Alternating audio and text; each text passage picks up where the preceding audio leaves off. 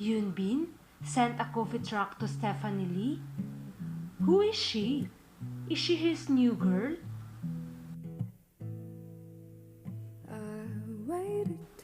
Photos of a coffee truck were seen online these past weeks and learned that Hyun Bin sent the said coffee truck to a young actress named Stephanie Lee. People are asking why and who is she? Does it mean Bin Jin's story ended?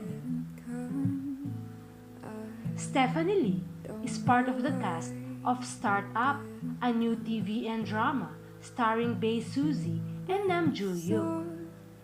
Actor Hyun Bin and Vast support all the actors and staff of Startup. And Stephanie Lee is under contract with Vast Entertainment, a Kakao M company owned by Hyun Bin, who is the CEO. Fans even remembered that Lee Min-ho also sent a food truck to Son Ye-jin when she was filming Something in the Rain. But Hyun Bin didn't get jealous.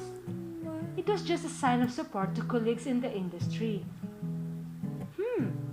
Now, it is clear that Hyun Bin just supports their actress, Stephanie Lee, and people are just creating intrigues.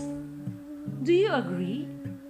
Drop your comments below and please don't forget to like, share, subscribe, and hit the notification bell for more updates. I would die of ecstasy.